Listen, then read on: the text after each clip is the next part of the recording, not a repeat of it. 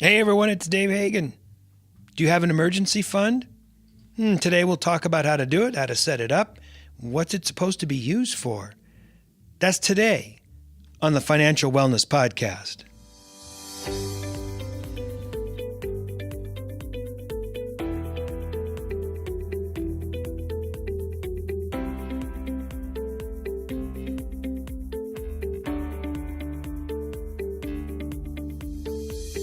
Welcome to the Financial Wellness Podcast, Dave's weekly message to keep you on your path to financial success.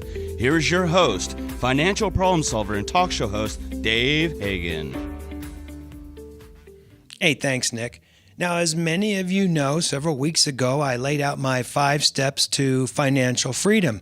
And you've probably heard them too many times already, but I want to say it again. Repetition breeds knowledge. For those of you that didn't hear, the 5 steps are 1, get rid of the cards, 2, know your flow, 3, eliminate debt immediately, 4, create an emergency fund, and 5, put 15% into retirement. So today we're talking about step number 4, creating an emergency fund. Now, first of all, congratulations. If you've made it this far, chances are you've already completed the first 3 steps. This means that you have a very clear idea of what you're spending, you've torn up your credit cards, and you've eliminated your debt. But now it's time. Now it's time to create an emergency fund. Did you know that a recent survey sponsored by Bankrate.com found that 61% of the respondents indicated that they would need to borrow $1,000 for an emergency as opposed to using money set aside in their savings? Also, a recent survey done by the Federal Reserve indicated that 44% of Americans couldn't cover a $400 emergency expense out of their pocket. This was front page news not more than 6 months ago.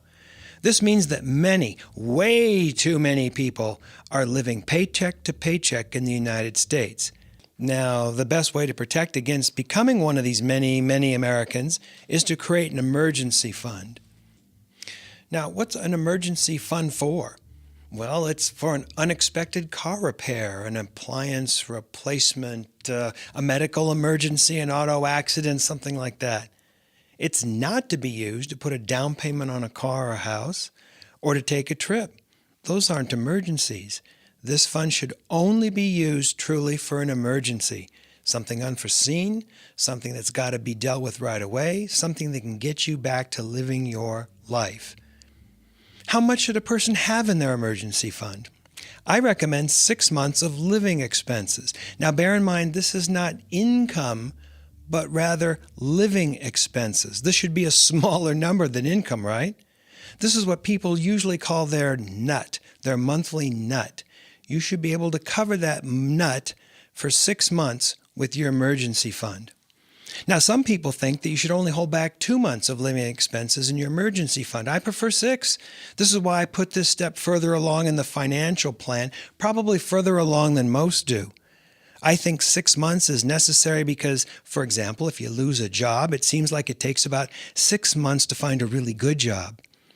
If you can't wait, you'll need to jump at the first job that comes along. Rather, you can hold out a little longer to find something that's really meaningful and better paying to you. You see how all these elements fit together?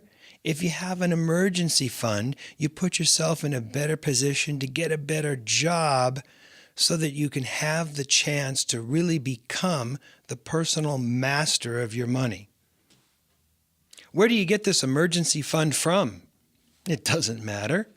You can sell an asset or you can do something else. However, if you've just finished the last step and you've paid off your credit cards, you now have some available money every month to use to fund your emergency fund. This is the money that you were using previously to pay down debt. I would use this money in most cases. Now, where do you keep this emergency fund? You should keep it in the bank in a separate account. You don't want to keep this in your main account. It's just too easy for it to get lost or spent. Don't necessarily put it in an investment account where you can lose your principal. Rather, put it in a savings account where you get a minuscule amount of interest every month. You can't take losses on your emergency fund in an investment account. Make sure your account's liquid. When you need to use your emergency account, it's for an emergency. This means you need the money right now. This is the reason why you want to keep it in a very liquid type of an account. If you have to wait 3 or 4 days for the funds to clear, it's not really an emergency fund. It's something that you really need to be able to access on a moment's notice. A nice way to keep your emergency fund out of sight, out of mind, is not to even open the statement when it comes. Look at the statement about once a year to make sure the bank's not ripping you off. But other than this, don't even open the envelope. Don't even consider it money that you have. This is money that you're only going to go to when there's an extreme emergency and you want to be able to get your hands on it quickly. Now, what are you going to do if you don't have an emergency fund and you have an emergency? Well, the first thing that you're going to do is go put the money on a credit card, use a credit card. But you just got through taking care of that problem. And I'd hate to see you go back to the old ways. I'd so much rather see you have an emergency fund so that you can pay for it cash right away. I remember back in the day, my car needed a muffler and we were going away for the weekend and I drove it into a place. And the guy says, well, you need not only one muffler, but you need 2. I didn't even know my car had 2 mufflers, for goodness sakes. And I told the guy, I don't have $800 for 2 mufflers. And I'm leaving town tonight. And I shouldn't have said that because he knew that I had an urgent need. And he said, well, you know what? Let's do this. We have a credit card that we can use and you can apply. And that way you can pay for it and you can go on your way. And I almost went for it, but I didn't want to borrow $800. So you know what I did? I said, let's fix one of the mufflers and the other one we'll wrap a piece of metal around. And it's just going to have to make do while we're going away for this weekend. But this is the way that people sell you on these goods and services that sometimes can be put off, sometimes that aren't truly emergency. And not only do they make the money on replacing the mufflers, but a lot of times they'll get a piece of the action for selling you on the credit account.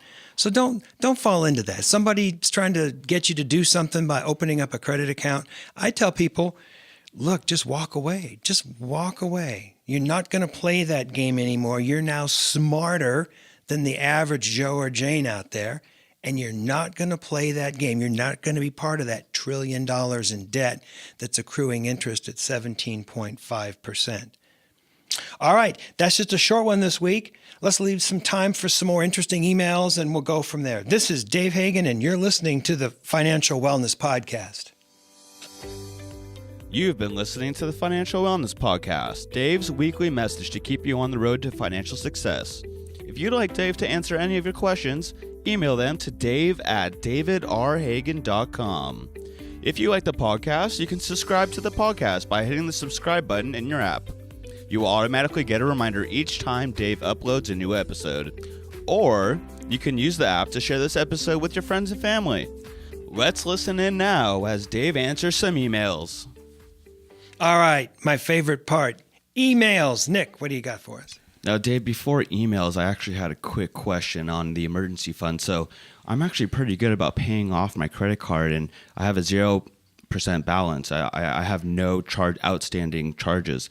Would it be that bad if I kept my credit card as my emergency fund? Well, you know, Nick, I think that with a lot of these things, there's no absolute. I'm absolutely, positively for having no debt carried month to month. I'm absolutely positive about having an appropriate amount of transportation expense in relationship to income. Some of these things I'm very, very certain about. Some things I could give or take. Now, if you don't have any balance on the credit card, and it's not a credit card at a company where they're going to charge you necessarily higher interest, and your credit's good, and your credit or your interest rate is good, do you want to not have an emergency fund and use the credit card? I guess you could. I don't think that's that crazy bad. You know, $1,200 a month for a car payment, that's bad. But I don't think that, if you got a credit card, that would be okay. But instead of taking that money, this excess money or money that you would otherwise put into an emergency fund, use that to start some retirement savings or start to put that in the bank for some long-term goal, some lifestyle goal that you want to proceed or pursue. But not necessarily. I mean, I could live with that. I do like the emergency fund better, but if not, okay, I could live with that. But also, I was just thinking, let's just say I only had a $2,000 limit and I had $3,000 in my emergency fund. I have more money that's liquid in comparison to how much I can spend on my credit card. Well, that's true. That's true. And I'm a big proponent of if someone's got a credit card, a low limit. You know, I had a credit card. I have a credit card. Golly, what it's Well, like. I hope you do. Yeah, it's like the limit's like $35,000. God help me if you borrow money at that interest rate on $35,000. That's craziness. But they sent it to me, and I was worried that if I told them to reduce the amount, that it might affect my credit. And I'm in the latter part of my financial years, and I'm trying to make sure that the credit rating is good as we start looking towards retirement and that kind of stuff. But golly, not a bad idea. Not a bad idea if the interest rate's not too bad. Yeah. All right, email. What do you got? Well, thanks for the advice, by the way. Yeah. So I have one from Marge. It says, Dave, I love your advice on 5 steps to financial success, but it is so hard to do. Do you have any help for me? Also, I'm confused about my transportation needs. Is it better to keep an older car knowing that I have to pay for repairs, or should I get a new car that will have payments and that's also on warranty? Please advise, Marge. Marge. Let's talk about the steps or getting rid of the debt or saving money being hard. It is hard. It's not easy. If it was easy, everyone would do it. We wouldn't have these chronic problems in American society. It is hard. It takes some practice. You got to create a habit. That's not that hard, but if you can force yourself to do it, you're going to be so much better off than everybody else. You know, if it was easy, everyone would do it, but it's not. We look at the TV and we listen to the radio and what have you, and there's all these commercial messages, people wanting us to spend, using sophisticated messages to get us to spend and put us emotionally in a position where we want to spend. That part of it's hard. That's part of it's hard. But I think it's worth pursuing that hard time to get to where you want to be. Because once you're where you want to be and you've got some money in the bank and the interest rates accruing to your benefit, life is good. Life is good. Rather than not having enough money to go around, wouldn't it be far better to say, look, I can afford just about whatever I want. And yet there's a lot of things I choose not to want or choose not to pursue. So that's what I would think about. Think about the big picture and how difficult it was to get there and how nice it is to be where you're at. And like I said, if it was easy, everybody would do it. Now, transportation costs. Do you keep your older car and pay the repairs, or do you get a newer car under warranty and not have to worry about the repairs? Of course, then you're paying a car payment. I mean, this question is a question that's, goes back as long as we've had transportation. It's a tough decision to make. I think what you've got to do is look at the last couple of years in repairs and hold that up against what a potential payment would cost on the car. Remember that transportation should be about 20% of your take-home pay, and that includes the payment and the insurance and the gas and the repairs and the tags. And you want to keep within that 20% goal if you can. Hard to do in Southern California because everyone's driving around these big fancy cars, talking about their latest movie script and whatever. But I think that's a very, very worthy goal to try and pursue. So I'd set up a spreadsheet and lay it out and take a look at it and make a value decision. I think another thing to consider is if you have a lot of repairs that need to be done, even if they're not that much, you might want to think about a newer vehicle anyway, because there's a security issue. Out here in LA, we got freeways all over the place, every place, and it's pretty hectic when you break down, even if you can get to the side of the road. And I'd like for people to be safe. So that's something to consider too. But I wouldn't worry so much about driving an older car. That's not the issue. If you want to drive an older car, find one that's reliable, that's like something that's got some style. Like, remember that the female lead in the movie Top Gun? What was her call sign? Charlie, I think it was. It was Kelly McGillis, I think. And in the movie, she drove around a Karmann Ghia, an older Karmann Ghia. It was in pretty good shape. Now, a Karmann Ghia is there's a lot of Volkswagen going on in a Karmann Ghia in terms of the guts. Pretty reliable car. And I thought that was a pretty stylish car for someone like that to be driving around San Diego. So something to think about. some kind of car that's got a little bit of style, that's still reliable, doesn't have to be brand new. That's what I would do. I hope that helps. Another question. Yeah, so we have one from Kevin. It says, "Hey Dave, my wife and I just got married. We both are starting new jobs and will probably make about 60 grand per year between the two of us. Her parents said that we can live in the downstairs bedroom for a while to save money. Do you think that this is a good idea?" Well, certainly a great way to save some money. Certainly a great way to, get some money under your belt, if you will, while you're first married. Certainly a great way to have some money when you move out. But the answer to this question is less financial and more sociological. What's it like to be newly married and living in your in-laws' house? I don't know. Interestingly enough, this actually was a question that was posed to me when we first got married, my wife and I, years ago. Her parents offered to let us stay downstairs for a while, and we passed. We went and stayed in an apartment. It was like $600 a month for the apartment. We had a great time in that little apartment, but we could have saved a lot of money. So you're going to balance lifestyle issues, those kind of sociological issues, against the desire, the need almost, if you will, to put together money. You're going to have to weigh those two against each other and decide what you guys want to do. All right, one more. All right, so we have one from Antoine. Antoine says, "Dave, I just went to a car dealership to check out a pair of new wheels. The salesman said that everybody spends at least $300 a month on a car payment. Is this true? Also, any car that I really like would require a payment of $500 to $600. What gives?" Antoine. Well, of course, a salesman is going to tell you that everyone's paying $300 a month. The person's a salesman. What's their job? For you to walk off with a key. So, Antoine, first of all, you got to think about that and think about that in context. I don't think people have to pay $300 a month for a car. How about this? How about something radical? Nothing. Buy a car with some money that you saved up. Buy a car with cash and drive that around. It's so nice not to have that car payment. So consider that. Buy an old beater car for a while and save some money up. And then when you go to buy that next nicer car, you've got cash and you can get a better deal because you got cash. You got money on the barrelhead. You don't have to go to the DMV and fool around with, well, my financing's coming through and this and that. You say, look, I'll write you a check or I'll hand you a bunch of bills. I want that car right there, right now. You'd be surprised how nice it is to be in that negotiating position when you're getting a car. So I wouldn't necessarily let anyone talk me into $300 a month.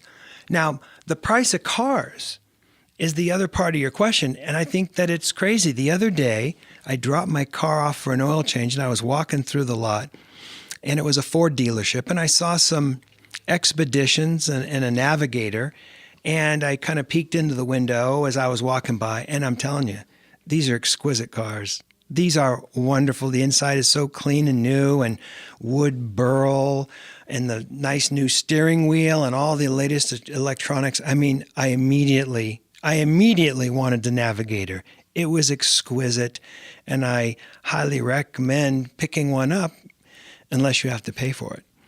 Because then I looked at the sticker on the window. It was $82,000. It's that much now? $82,000 for a glorified truck. Who does that? Who buys these cars brand new?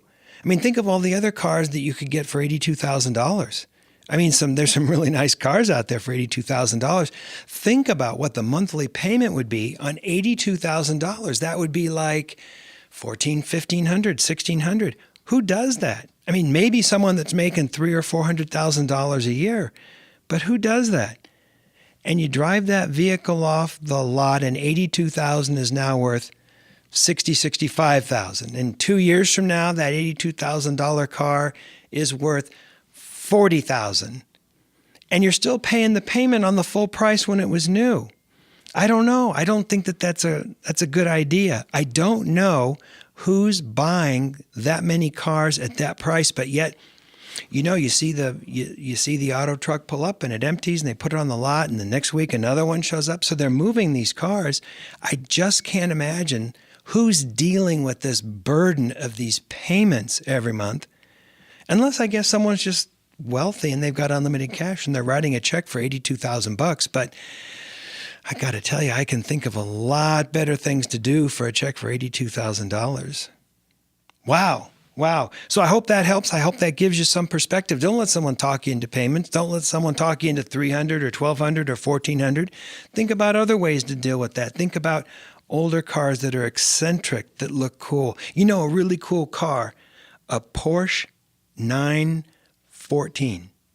Now that was that really little flat car with the removable roof, a two-seater. That was a cool car. They haven't made in a lot of years. You could pick those up for $3,000, $4,000, $5,000. They have a VW engine in the back, a lot of them, but they look really cool. You can fix it up, drive it around. You get a lot of looks that way. You don't have to spend $100,000 to get noticed. So I don't know. I think about other ways to meet that need or that series of needs that you have or things that you want to get accomplished by owning that car. But I wouldn't get into payments if you can help it. Never borrow money on a depreciating asset. Hope that helps. I hope that helps. All right, we got time for one more? No, I think we're done, Dave. All right. Hey, tune in next week, everybody. Next week, we're going to talk about putting money into a retirement account. We're going to talk about IRAs, Roth IRAs, 401ks, pension, profit sharing, that kind of stuff. We're going to talk about why it's so important to put some money in those accounts, because I don't know about you, but I'm not holding my breath for Social Security somewhere down the line. So stay tuned next week. This is Dave Hagan, and you've been listening to the Financial Wellness Podcast. You've been listening to the Financial Wellness Podcast, Dave's weekly message to keep you on the road to financial success. If you'd like Dave to answer any of your questions, email them to dave@davidrhagan.com. Until next week, this is your announcer, Nick Appel, wishing you every financial success.